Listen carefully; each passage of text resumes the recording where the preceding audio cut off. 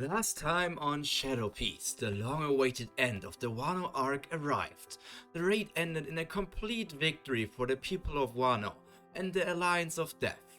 Additionally, Kaido is now in an alliance with the samurai.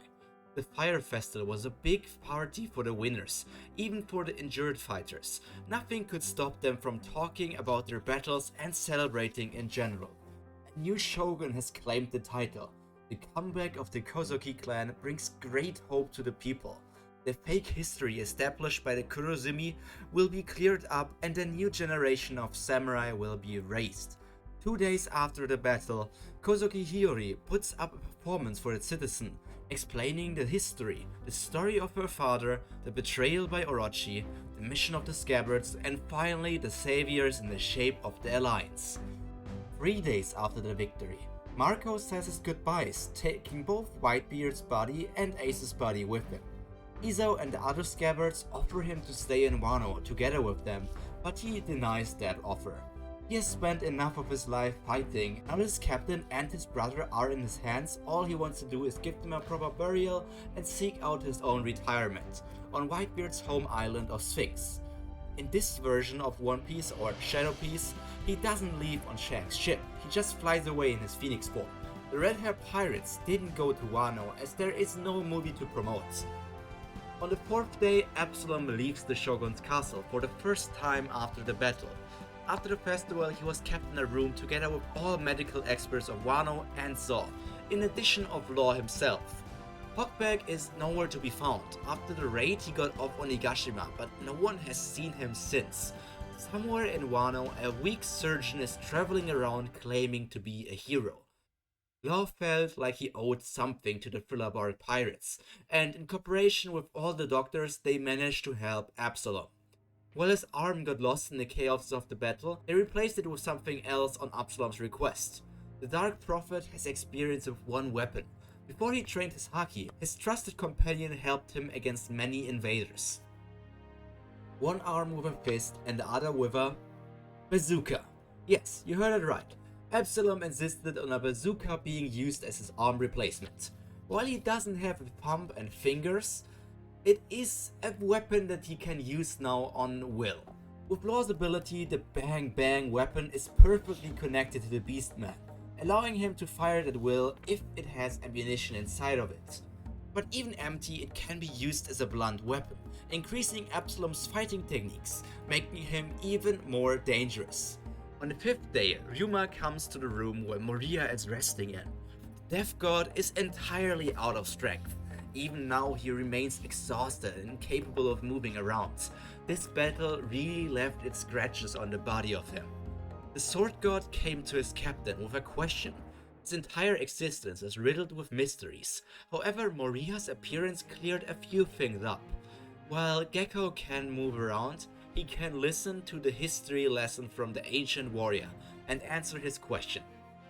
My lord, it seems like you already learned a bit about your abilities. While I can only imagine how, I think the best thing to do is tell you more about the origins of the death goddess Hisanashi. As much as he can, Moria tries to sit up to listen. His encounter with the gigantic woman still seems like a dream. He had a near-death experience, but apparently she really exists, or has existed, or maybe it's just some sort of religion and devil fruits are just something he doesn't understand.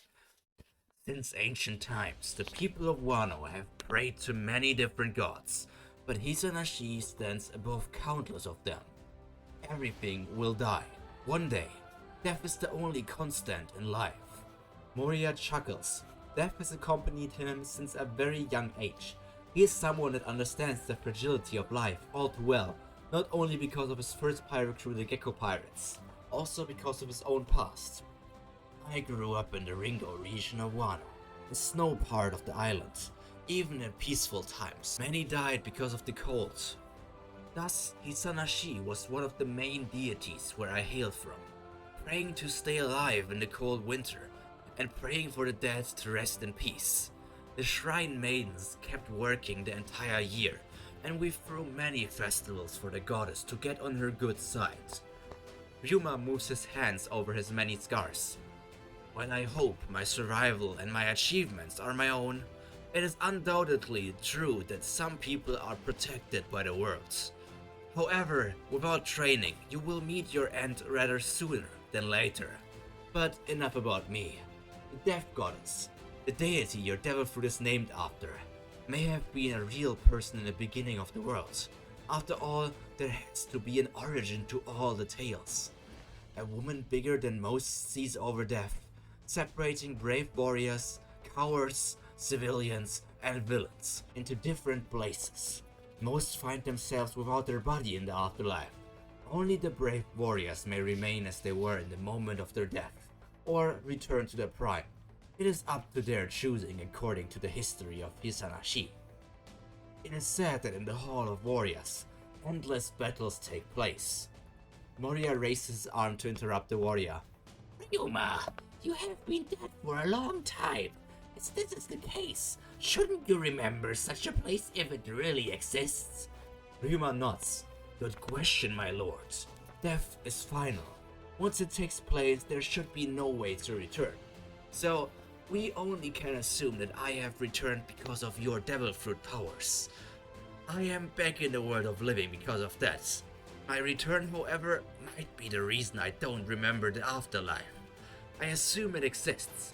After all, even after being dead for centuries, I felt like I never stopped fighting.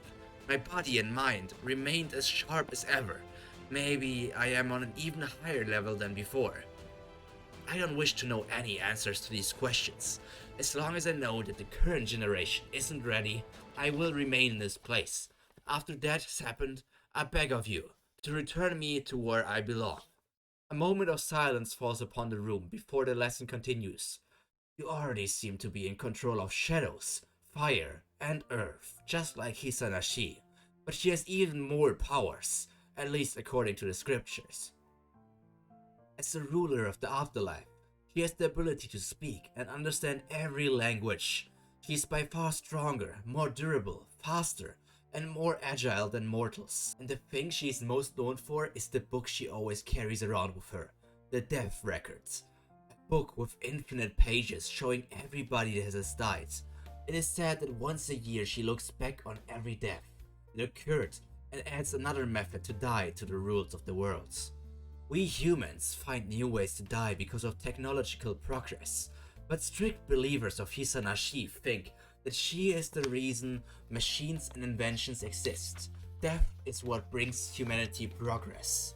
Like most gods, the goddess of death is shrouded in mysteries, and some information contradicts what other people say about her. But no matter who you ask, here in Wano, she is one of the first deities to come into existence. We have multiple temples for her all over the island. I, personally, am only a warrior. My knowledge is limited. However, once you recover, we can travel around the island to gather more information. Ryuma apologizes for his lack of wisdom, even though he helped Moria a lot already. The Shadow Emperor thanks his personal samurai for the quick lesson on religion. Over the course of his journey as a pirate, he met people of many different religions. Christianity, Buddhism, Taoism, there are all kinds of things in this world, but Moria never really cared about any of them. It was just another weird tradition people hold onto to give them hope or just something to be interested in. But maybe there actually is something to their beliefs. After fully recovering, Moria will travel around Wano for a while to learn more about the deity of his devil fruit. While he already received a mission from her and plans to at least combine it with his own dream of becoming the Pirate King, it is never wrong to have more information about someone or something. The Strawhat Pirates won't be leaving Wano anytime soon. While the battle may be over, there is still a lot to do on the island. 6 days after the war, the everyday life in Wano has returned to normal. The only difference being that the civilians all have a smile on their face, and not a forced one because of a failed smile devil fruit. Overall satisfaction of the island has increased, and who can hold it against the citizen of the samurai country? Nobody is oppressing them anymore, and they don't need to fear unfair judgment because of a horrible shogun. Momonosuke, his sister Hiyori, and their trusted retainers, the remaining 7 red samurai, plus Izo and Shinobu, often show themselves in different towns and villages spread over Wano, helping the people, bringing them hope and happiness, and just being there for them in these rough times. One by one, the island gets freed from mechanical trash, and with enough time it will for sure return to its natural beauty. From time to time, Perona would also join this group. Her ghosts were a great method to entertain the children and also made it incredibly easy to catch criminals running around. Normally the Shrine Maiden of Death is quite carefree, but ever since Maria's death she has changed a bit. She has become a bit more serious. It's time for her to grow up, and in her head she is thinking quite hard about how to improve herself to help and keep her captain safe. Absalom has already become quite a powerful fighter, and Brook shouldn't be underestimated either, but those two are the only two alive combatants that can compete against the strongest in the world, even if Brook is not really alive. He's just a skeleton after all. Yo! To bring the Strawhat Pirates to even greater infamy, Persona has decided to learn new tricks and strengthen herself as well. And finally, a week after the raid on Onigashima, Kid and Law have fully recovered. Maria is at about 70% again, but all three of them can't stay in their rooms any longer. The Victoria Punk and the Polar Tang need to be repaired, a bit before they can set out again into the whole world. The Thriller Bark has no damage at all. After all, the island-sized ship never left the port for the raid. They used the smaller Thriller Bark ship. Oh, and Kumashi is also getting stitched up, even though right now he doesn't have a shadow inside of him, so he is just a plushie. The new generation of pirates is already preparing to leave the island to continue on their path to the One Piece. But right now, at least one of them is trying to taunt Maria.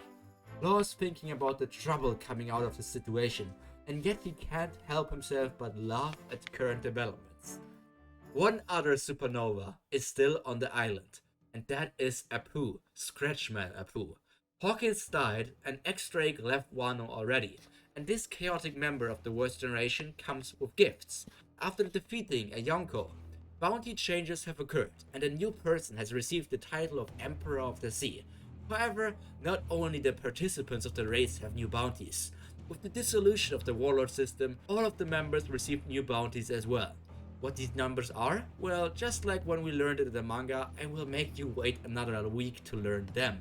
Why is Kid taunting Maria? And why is Absalom angry about his new bounty?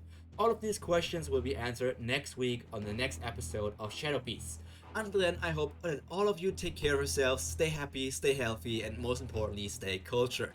See you in the next video, or in this video. It's a peek into a what if Tekking was born in the One Piece universe. Take care, bye!